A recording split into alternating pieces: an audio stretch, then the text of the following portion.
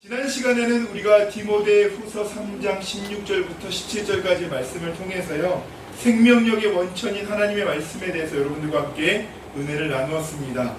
지난주 우리가 한 가지 중요한 사실을 깨닫게 되었지요. 하나님의 말씀은 단순히 오래된 책도, 좋은 교훈을 담은 책도 아니라는 거예요. 성경은 하나님의 호흡이 담긴 말씀, 하나님의 숨을 불어넣은 말씀, 그래서 하나님께서 우리에게 이 말씀을 통해 여전히 우리에게도 삶의 자리에서 생명력과 호흡을 불어넣어 주시는 말씀이 된다는 것이죠. 그래서 하나님의 말씀은요, 우리를 가르치기도, 잘못된 길에서 책망하기도, 다시 바른 길에 회복하기도, 의로운 삶으로 살아가기로 훈련하시는 것이 바로 하나님의 말씀입니다. 교훈과 책망과 바르게 함과 의로 교육하기에 유익한 것이 바로 하나님의 말씀인 것이죠. 결국 이 말씀을 통해요, 우리가 누리는 것은요, 하나님의 사람으로 세워가는 손길이 되었다. 하나님의 사람, 하나님께서 친히 세우신 사람으로 세워가기에 우리가 충분하게 바라볼 수 있는 것이 바로 하나님의 말씀입니다. 그런데 지난주 말씀에서 저는 가장 마음에 남았던 것이 바로 이것이었어요. 성경은 단순히 우리에게 지식을 내주는 책이 아니라 예수 그리스도께로 인도하여 구원에 이르게 하는 지혜를 주시는 말씀이라는 사실이에요. 우리는 말씀을 통해 예수님을 만나고, 말씀을 통해 하나님의 뜻을 분별하며, 말씀을 통해 오늘 하루를 살아갈 지혜를 얻게 됩니다. 생각해보면요, 우리 한 주도 마찬가지 아니었습니까? 크고 작은 선택의 순간들도 있었고, 기도해야 할 일들이 있었고, 염려와 고민들도 있었을 겁니다. 그럴 때 하나님께서 우리가 그 모든 기도해야 할 것들, 염려, 고민들, 우리의 삶의 여러 문제들 앞에 가장 먼저 너희들이 이것을 보길 원한다라고 주신 것이 무엇이에요? 바로 하나님의 말씀입니다. 그 말씀을 먼저 주셨고, 말씀을 통해 우리의 마음을 붙드시고 방향을 잡아주시며 다시 하나님을 바라보게 하셨어요. 이 모든 것들이요, 하나님 나라를 위한 영혼의 구원에 이르게 하는 지혜뿐만 아니라 우리 인생의 눌림, 어려움, 고통, 고난에서도의 구원에 이르게 하는 지혜가 담긴 것이 무엇이다? 하나님의 말씀입니다. 아멘. 그래서 우리는 다시 한번 고백합니다. 하나님의 말씀은 생명의 원천임을요, 하나님의 말씀을 가까이 하는 사람이 살아나고 하나님의 말씀이 붙들리는 사람은 흔들리지 않는 줄로 믿습니다. 오늘도 그 생명의 말씀을 붙들고 우리에게 주시는 하나님의 은혜가 무엇인가, 또 말씀 안에서 그 의미를 찾아보고자 합니다. 오늘은 생명력 있는 그리스도의 비밀 네 번째 시간으로요, 시편의 말씀을 가지고 여러분들과 함께 은혜를 나누고자 해요. 제가 금요일날 또는 주일날 시편의 말씀을 가지고 설교할 때 이런 말씀을 한 적이 있습니다. 시편에는요, 표제어가 중요하다고 말이죠. 왜냐하면요, 이 표제어는 그 시의 분위기와 또한 배경을 알려주기 때문입니다. 여러분께서 오늘 성경책을 갖고 계신 분들, 제가 또 화면도 준비했는데요, 이 시편 63편에는 표제어가 어떻게 기록되어 있는 거 하니 표제어를 같이 한번 읽어보실까요? 시작! 자, 성경책을 갖고 계신 분들은요, 우리가 읽은 시편 63편이 총 몇 절로 이루어져 있죠? 총 몇 절로 이루어져 있습니까? 11절로 이루어져 있어요. 그런데요, 여러분 히브리 성경에 보면요, 지금 읽었던 표제어가 1절이에요. 그리고 우리가 읽었던 1절은 히브리 성경에는 2절인 거죠. 그래서 히브리 성경은요, 총 몇 구절로 이루어져 있을까요? 12절로 이루어져 있어요.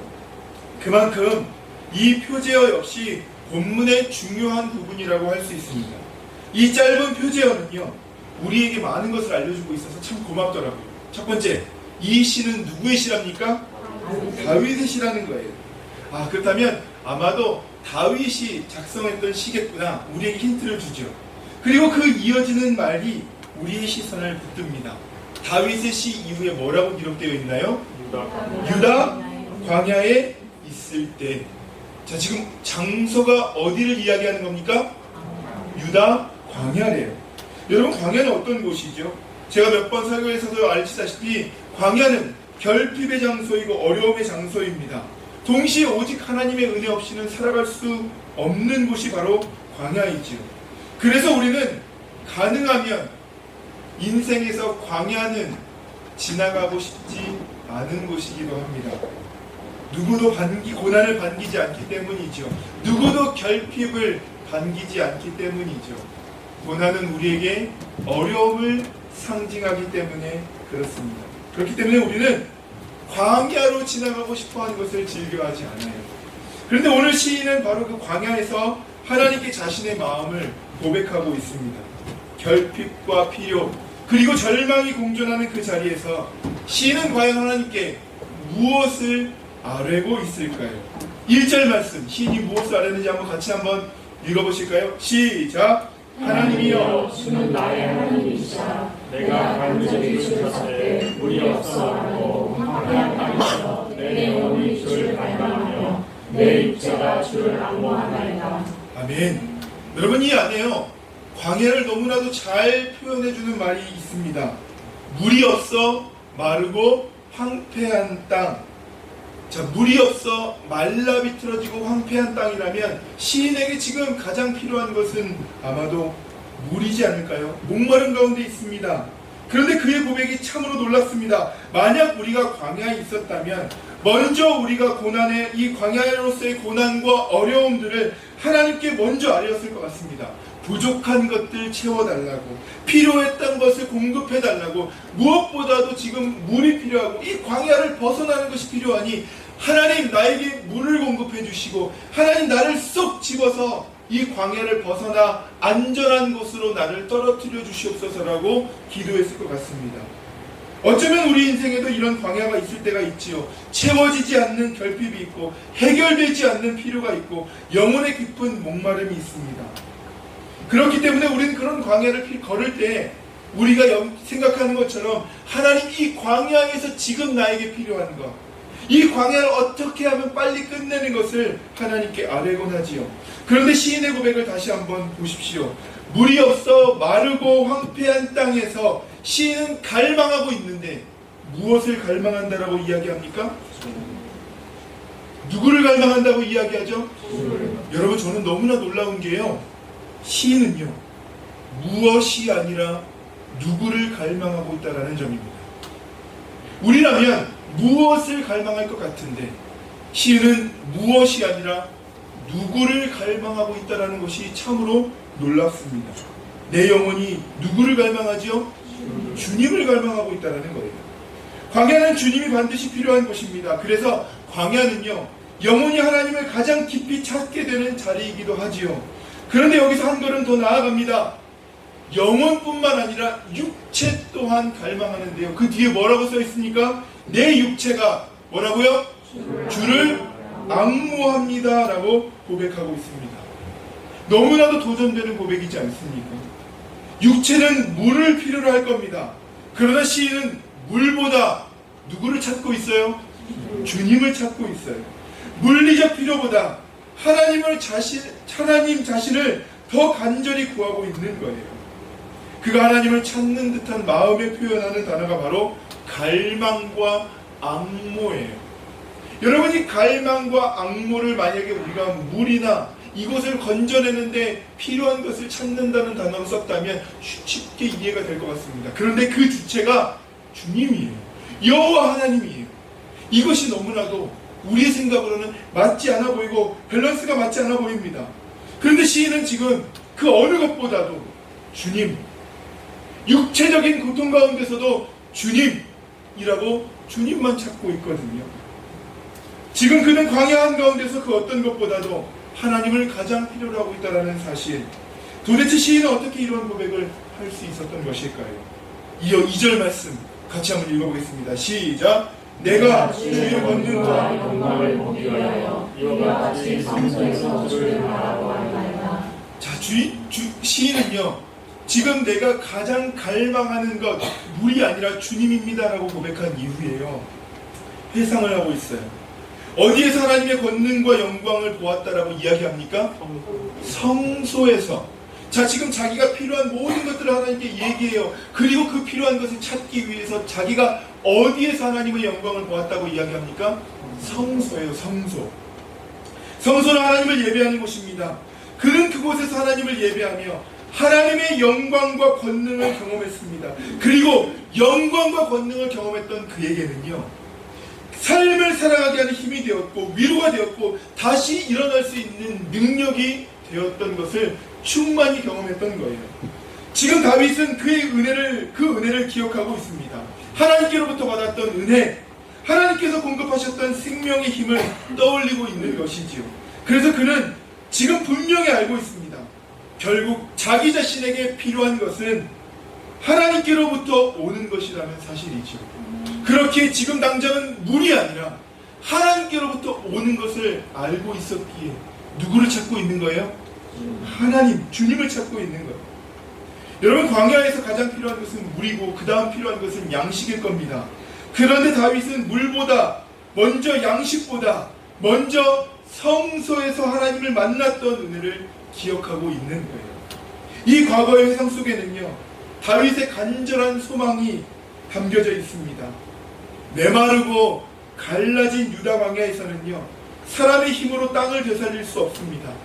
하늘에서 단비가 내려야만 메마른 대지가 다시 생명을 얻듯이 자신의 영혼도 하나님의 권능과 영광이 다시 임해야만 회복될 수 있음을 그는 분명히 알고 있었던 겁니다.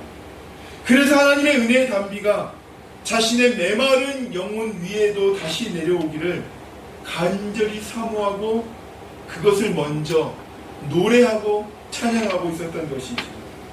참으로 하나님을 향한 열정이 다윗에게 있었던 것을 볼 수 있는 대목이라고 우리는 바라볼 수 있는 겁니다. 여러분, 시인이 지금 광야에서 너무나도 필요한 것이 물이에요. 근데 물을 찾지 않아요. 하나님의 임재를 갈망하고 있습니다. 주님을 갈망하고 있어요. 그러다 보니까 주님을 만났던 장소가 어디입니까? 성소였어요. 그 성소에서 하나님을 만났던 그 충만함을 기대하고 있어요. 왜요? 자신의 목마름을 충만함으로 채웠을 때 하나님께서 주셨던 모든 삶의 회복을 경험했기에 지금 시인은 가장 먼저 하나님의 임재를 찾고 갈망하고 있는 겁니다. 예전에 선교사님들이요, 교회를 세우면서 우물을 함께 팠다고 해요. 물이 가장 필요한 사람들에게 생명을 공급하기 위해서였죠. 그런 의미에서 보니까요, 작년에 우리 사랑하는 청년들과 함께 그 프라하의 체코의 종교개혁을 일으켰던 야누스가 함께 설교했던 그 베들레헴 공동체 예배당을 가봤더니요, 그 안에도 우물이 있었더라고요. 제가 사진을 준비했거든요. 한번 보시면 이 교회 안에도 우물을 만든 것을 볼 수 있습니다. 생각해보면 참 의미가 있습니다. 우물이 육신의 생명을 살리는 곳이라면 교회는 영혼의 생명수를 공급하는 곳이기 때문이죠. 이곳에서 우리는 말씀의 생명수를 마시고 하나님께서 주시는 은혜를 공급받으며 성령께서 부어주시는 생명의 은혜를 경험합니다. 세상에는 많은 우물들이 있지요. 그러나 영혼을 살리는 생명의 샘은 하나님께 있는 줄로 믿습니다. 그리고 하나님께서는 특별히 예배 가운데, 말씀 가운데, 그의 백성들 가운데 생명을 공급해 주십니다. 그런 의미에서 교회는요, 일반적인 우물을 품기도 하고 생명의 샘을 떠서 먹을 수 있는 말씀의 우물이 있기도 한 공간이 되는 것이죠. 하나님께서는 특별히 예배 가운데, 말씀 가운데, 그의 백성들 가운데 생명을 풍성히 공급해 주십니다. 그리고 생명의 샘을 공급해 주시죠. 그런 의미에서 거룩하고 복된 주일은 참으로 귀한 날입니다. 우리는 오아시스와 같은 하나님의 집으로 나와 생명의 은혜를 공급받는 것이죠. 그렇기에 여러분, 이곳에 와서 생명의 샘을 마음껏 드시는 이 영적인 목마름을 성소에서 해결할 수 있는 우리 모두가 되시기를 축복합니다. 광야를 여행하는 사람들에게는요, 한 가지 중요한 원칙이 있다고 해요. 금을 팔아서라도 무엇을 사야 될까요? 물을 사야 된답니다. 그리고 또 한 가지 중요한 게 있는데요, 오아시스를 만나면 그냥 지나치지 말고 반드시 머물러 충분히 쉬고 물을 마시라는 거예요. 아직 괜찮겠지, 나는 지금 목마르지 않으니까 괜찮아 라고 그것을 그냥 지나치면 얼마 지나지 못해 쓰러진다고 합니다. 그래서 오아시스를 보게 되면요, 내가 지금은 괜찮아 보여도 충분히 물을 마시고 쉬었다 가는 것이 이 광야를 빨리 끝내는 가장 중요한 지름길 중에 하나라고 하더라고요. 오아시스에서 충분히 물을 마시고 쉰 사람은요, 다시 힘을 얻어 광야를 끝까지 걸어갈 수 있습니다. 사랑하는 여러분, 거룩하고 복된 주일마다 하나님 앞으로 나와 말씀과 은혜를 충만히 공급받는 성도는 광야와 같은 세상 속에서 절대로 목말라 죽지 않는 줄로 믿습니다. 쉽게 무너지지 않습니다. 그러므로 우물이 있는 이곳으로 와서, 생명수가 있는 이곳으로 와서 찬양과 말씀과 기도를 통해 충만하게 공급받을 수 있는 우리 공동체가 되시기를 축복합니다. 생명의 샘이 되시는 하나님께 나오십시오. 영원히 목마르지 않는 생명의 은혜를 충만하게 누리십시오. 그러기 위해 예배를 소중히 여기고 마음을 다해 하나님을 바라보는 신앙으로 이곳 가운데 임해야 합니다. 다윗은 그것을 알고 있었어요. 그렇기에 그는 광야 한가운데서도 물보다 먼저 하나님을 찾고 있었던 것입니다. 자, 그런 시인의 고백이 어떤 고백으로 이어지는지 우리 3절과 4절 말씀 같이 한번 읽어보실까요? 시작! 주인 자신이 생명보다 나아도 내 입술이 주를 찬양할 것이다. 이러므로 나의 평생의 주를 송축하며 이러므로 말미암아 나의 손을 들리이다. 아멘. 이 찬양의 고백은요, 우리에게도 너무나도 익숙한 고백입니다. 우리가 잠시 뒤에도 이 시의 고백으로 하나님께 찬양을 드릴 건데요, 여러분, 시인은요, 광야와 같은 와중에서도 하나님의 임재를 갈망하고 그 다음에 무엇을 결단하고 있습니까? 우물을 찾겠다고 말하지 않습니다. 먼저 자신의 환경을 바꿔달라고 간구하지도 않습니다. 그는 하나님을 찬양하겠다라고 결단하고 있어요. 여러분, 이 장면을 놓치지 마십시오. 지금 그는 어디에 있습니까? 유다 광야를 지나고 난 뒤가 아닙니다. 유다 광야를 앞두고도 아닙니다. 유다 광야를 추억하며도 아닙니다. 유다 광야에 있을 때, 바로 그 한가운데 있을 때 목마름이 가장 크고 결핍이 가장 깊은 바로 그 자리에서 그의 결단은 무엇입니까? 하나님을 찬양하겠다는 결단이에요. 앞에서 그는 자신의 깊은 갈급함이 무엇인지를 고백했습니다. 육신의 목마름보다 하나님을 향한 영혼의 갈망이 더 크다는 사실, 그리고 성서에서 경험했던 하나님의 권능과 영광을 그는 기억했어요. 그의 기억은 이제 하나의 결단으로 이어집니다. 내 입술이 주님을 찬양할 것입니다. 다윗은 깨달았습니다. 자신을 살리는 것은 환경이 아니라 하나님의 임재라는 사실을 말입니다. 그래서 그는 갈증 속에서도 하나님의 임재를 사모하며 더욱더 하나님을 높여드립니다. 하나님을 찬양합니다. 왜요? 하나님이 우리의 찬양 가운데 임재하실 것을 알았기 때문이죠. 그리고 그 임재는 이 목마름을 해결할 뿐만 아니라 자신을 살리는 놀라운 은혜임을 분명히 알았기 때문에 그의 결단은 우물을 찾겠습니다. 내가 이곳에서 살아나갈 방법을 주님 알려주십시오. 주님, 나의 처한 상황을 어떻게든 도와주셔서 이곳에서 빠져나가게 해주십시오가 아닙니다. 주님을 찬양하겠다는 결단입니다. 하나님을 높여드리는 것, 그것이 찬양이지 않습니까? 하나님은 찬양받기 합당하신 분이시기에 하나님의 백성은 마땅히 하나님을 찬양해야 할 줄로 믿습니다. 여러분, 시편에서 계속해서 반복되는 히브리어 단어가 있습니다. 그것이 무엇이죠? 할렐루야입니다. 여러분, 할렐루야의 뜻을 알고 계시나요? 할렐루야는요, 할렐은 찬양하다, 칭찬하다, 높이다라는 의미를 갖고 있어요. 루는요, 바로 너희는 이라는 의미입니다. 야는요, 야훼의 줄임말입니다. 아도나이, 야훼, 예흐와의 줄임말입니다.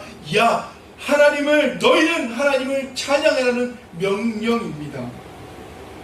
또한 이사야 43장 21절에서도 하나님께서는 이렇게 말씀하셨습니다. 이 백성은 내가 나를 위하여 지었나니 나를 어떻게 하게요? 찬송하게, 찬양하게 하려 합니다. 하나님께서 지으신 목적을 분명하게 두죠. 하나님을 어떻게 해요? 찬양하는 것, 하나님을 찬양할 때 하나님이 임재하시고 하나님 주신 은혜를 경험하는 것이 바로 우리의 놀라운 은혜이지 않습니까? 우리를 지으신 목적 가운데 하나는 하나님을 찬양하는 겁니다. 웨스트민스터 소요리 문답 제1문답 가장 첫 번째 문제도 사람의 제일 되는 목적이 무엇입니까에 대한 답이, 사람의 제일 되는 목적은 하나님을 영화롭게 하는 것과 그를 영원토록 즐거워하는 것. 여러분, 하나님을 영화롭게 하는 것은 하나님을 높이고 하나님을 찬양하는 겁니다. 하나님을 존귀하게 여기는 겁니다. 그리고 하나님을 영원토록 즐거워하는 것. 하나님으로 말미암아 사랑하는 여러분, 즐겁습니까? 하나님으로 말미암아 여러분 기쁩니까? 하나님으로 말미암아 여러분의 삶이 하나님께 공급받는 힘과 에너지로 충만하십니까? 이것이 바로 우리가 예배를 통해 공급받는 것이잖아요. 시편에서도 할렐루야 너희는 하나님을 찬양하라. 우리가 하나님을 찬양하는 이유는 하나님을 찬양하기 위해 우리가 지음받았고 우리의 유일한 목적은 하나님을 찬양하는 거에 목적을 두고 있습니다. 하나님을 영화롭게 하고 하나님을 즐거워하는 삶, 그의 삶 가운데 가장 아름다운 표현 중에 하나가 바로 찬양인 거예요. 다윗은 그것을 알고 있었기에 찬양으로 하나님 앞에 고백하고 결단하고 있는 겁니다. 우리 교회 성도님들은요, 찬양의 귀함을 누구보다도 잘 알 겁니다. 이곳에는 노래를 전공하신 분들이 계십니다. 그분들은 노래란 사람을 울리게 하고 있다는 힘을 알고 있는 분들입니다. 우리의 노래로 많은 사람들이 감동받고 그 울림으로 다시 한번 힘을 얻어 살아가는 것들을 우리의 눈으로 볼 때가 있습니다. 그런데 우리는 한 곡의 노래가 사람의 마음을 위로하고 다시 일어나게 하는 힘을 아는데, 하나님을 향한 귀한 찬양의 고백은 하나님을 그 감동받으시고 하나님 부어주시는 은혜가 얼마나 우리에게 크고 얼마나 우리를 생명력 있게 하며 얼마나 우리를 다시 살리게 하고 얼마나 우리가 주님 주신 은혜로 살아가게 한다는 것을 우리는 경험하지 않습니까? 하나님을 향한 찬양은 우리에게 얼마나 귀한 고백이 됩니까? 하나님께서는 우리의 찬양을 기쁘게 받으시고 그 찬양 가운데 우리에게 은혜와 위로를 베풀어 주십니다. 그래서 다윗은요, 광야에서도 찬양을 선택했던 겁니다. 그는 그 이유를 분명히 말합니다. 주의 인자가 생명보다 낫기 때문에. 여러분, 여기 인자는요, 헷세드를 말합니다. 변하지 않는 하나님의 언약적 사랑, 긍휼과 자비를 의미합니다. 다윗은 자신의 생명보다도 하나님의 헷세드가 더 귀하다는 사실을 알았습니다. 왜냐하면 바로 그 하나님의 사랑이 자신을 살리는 생명이기 때문에 그렇습니다. 헷세드가 영원히 죽을 수밖에 없는 자신을 살리는 은혜인 걸 알았기에 그 헷세드를 보기에 나의 생명보다도 하나님의 헷세드가 귀하기에 나는 하나님을 찬양합니다라고 고백하고 있는 것이죠.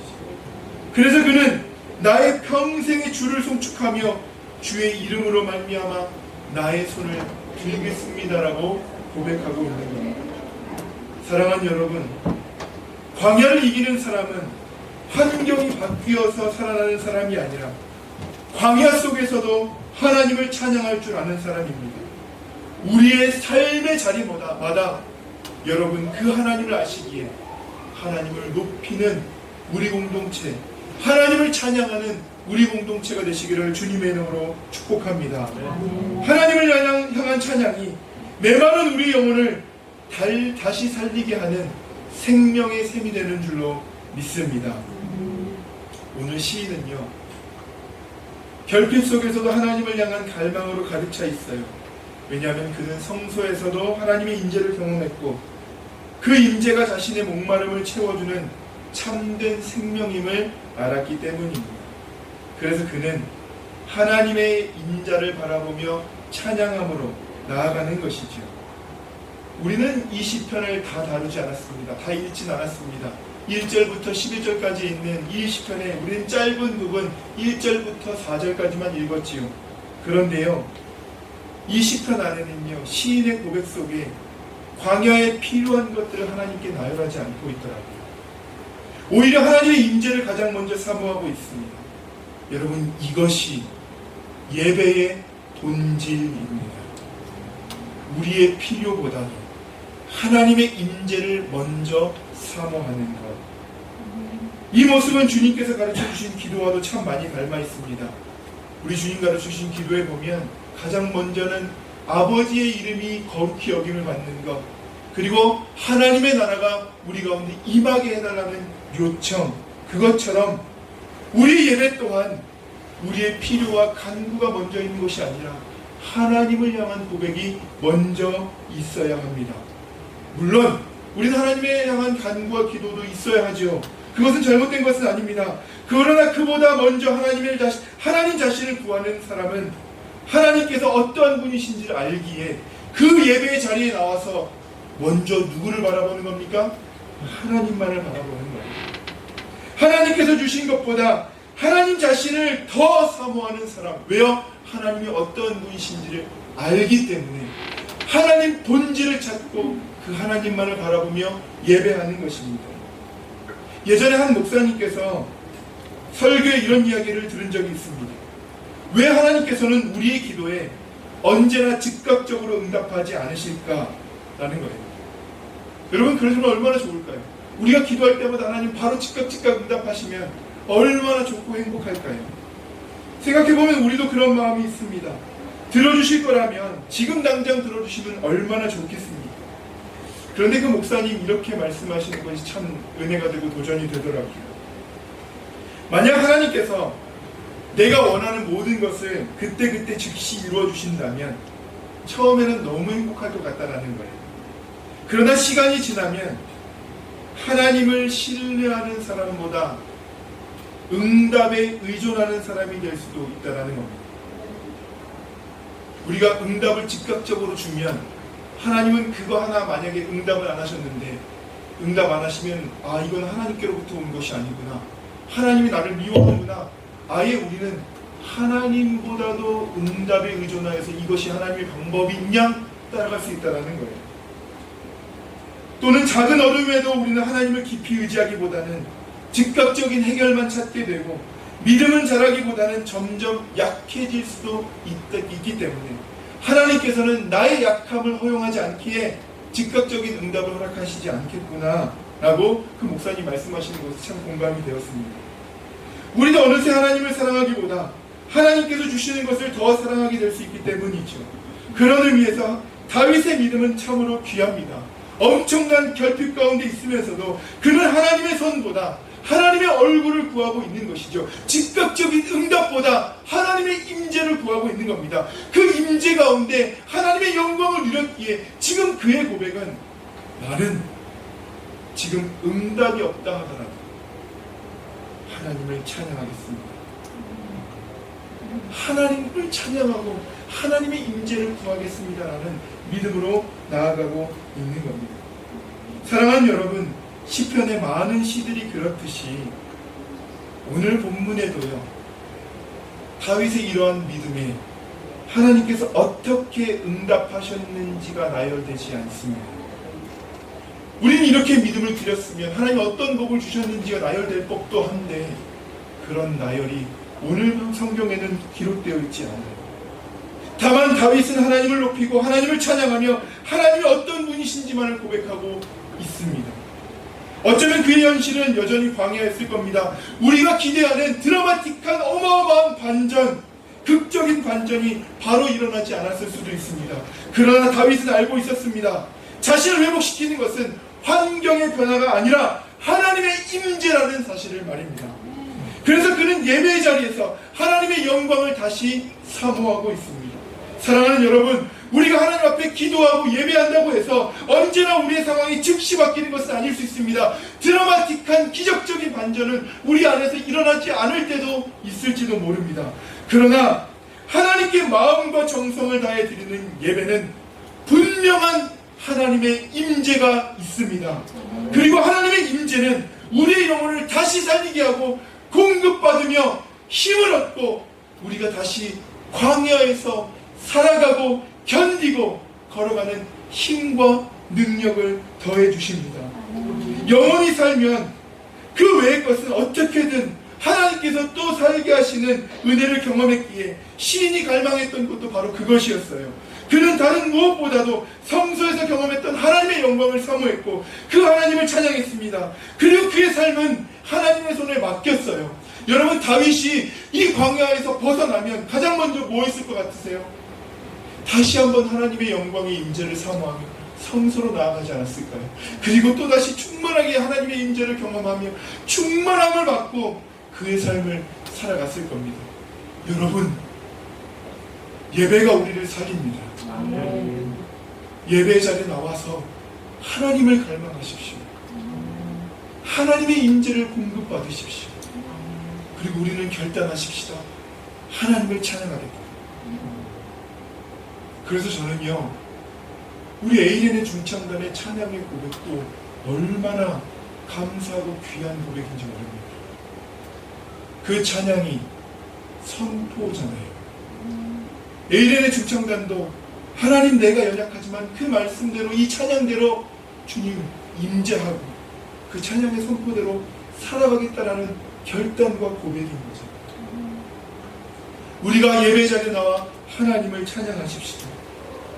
그리고 그 이후의 삶은 다윗처럼 하나님 손에 맡길 수 있는 우리가 되기를 소망합니다.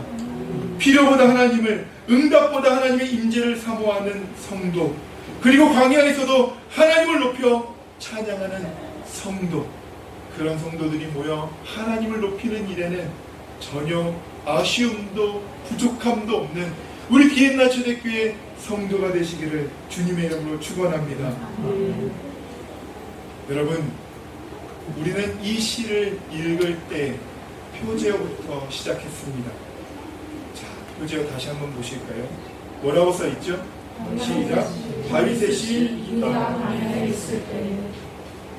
자, 그래서 우리는 광야로서의 이야기를 함께 펼쳐서 시인의 마음까지 살펴보았어요.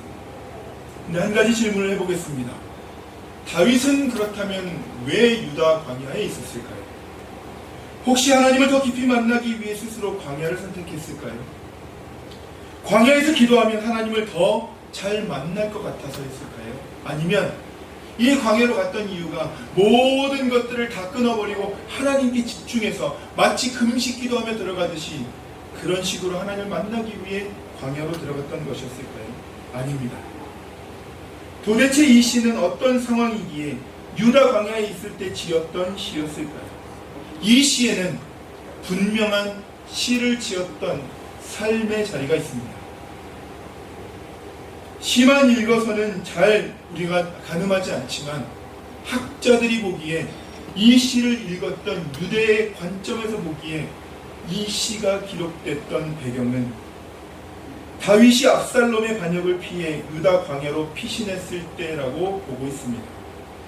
아들에게 배신당하고 왕위에 쫓겨나 목숨까지 위협받았던 때, 다윗의 인생에서 가장 낮았던 인생의 자리, 가장 바닥이었던 그때, 그리고 절망 위에 또 하나의 현실, 쫓기던 곳, 바로 광야였습니다. 목마름이 있고 배고픔이 있고 두려움이 있었던 곳, 외로움이 있었던 곳, 그는 스스로 광야를 선택한 것이 아니라 인생이 그를 광야로 밀어넣었던 것이죠. 그런데 바로 그곳에서 다윗은 한 가지 다시 깨닫습니다. 육신의 목마름은 물 한 모금으로 잠시 해결될 수 있으나 인생의 목마름은 그렇지 않다. 채워도 다시 목마르고 얻어도 또 부족한 그 끝없는 목마름을 채우실 수 있는 분은 오직 하나님이신 분인 것을 그는 처절한 바닥 속에서도 깨닫고, 그 바닥 속에서도 압살롬을 위해 기도하는 것이 아니라 내가 지금 광야에 위치해 있는 이 처지를 한탄하고 기도하는 것이 아니라 그는 단 한 가지 하나님의 임재만을 바라보고 노래하고 있었다라는 사실입니다. 여러분, 생각해보면 우리도 그렇지 않습니까? 고난은 예고하고 찾아오지 않습니다. 어느 날 갑자기 우리의 삶을 광야로 만들어버릴 때가 있지요. 그래서 인생은 참 쉽지 않음을 느낍니다. 그러나 그때 우리를 다시 일으켜 세우는 힘은 환경이 아니라 하나님이십니다. 다윗은 그것을 알았기에 지금 광야와 같은 생활 속에서도 그의 모든 포커스와 초점은 어디에 있습니까? 하나님께 있습니다. 왜요? 하나님의 인자가 생명보다 낫기에 하나님께 예배하면 자신의 인생은 하나님의 인자가 나를 죽이든 살리든 하나님의 인자는 나를 어떻게든 건져 내어주실 것을 알기에 그는 무엇에만 포커스를 두고 있습니까? 하나님을 높이는 것, 하나님을 찬양하는 것에 포커싱을 두고 있습니다. 평소에 성소에서 누렸던 하나님의 인자가 그의 삶을 붙들었고 가장 낮은 자리에서도 다시 하나님을 바라보게 했습니다. 여러분, 우리 공동체도 이러한 믿음이 있기를 소망합니다. 인생의 가장 낮은 자리에서도 예배를 놓지 않는 믿음, 광야에서도 찬양을 놓지 않는 믿음. 왜냐하면 바로 그 찬양 가운데 하나님께서 우리의 영혼을 다시 살리시는 생명의 샘을, 생명의 물을 공급하시기 때문입니다. 주님께서도 말씀하지 않으셨습니까? 요한복음 4장 14절 말씀 같이 한번 읽어보실까요? 내가 주는 물을 마시는 자는 영원히 목마르지 아니하니 내가 주는 물은 그 속에서 영생하도록 솟아나는 샘물이 되리라. 아멘. 오늘 찬양 인도자가요, 지난주 말씀을 통해 우리가 함께 이 말씀을 기억하십시다라고 함께 말씀을 위한 찬양을 했습니다.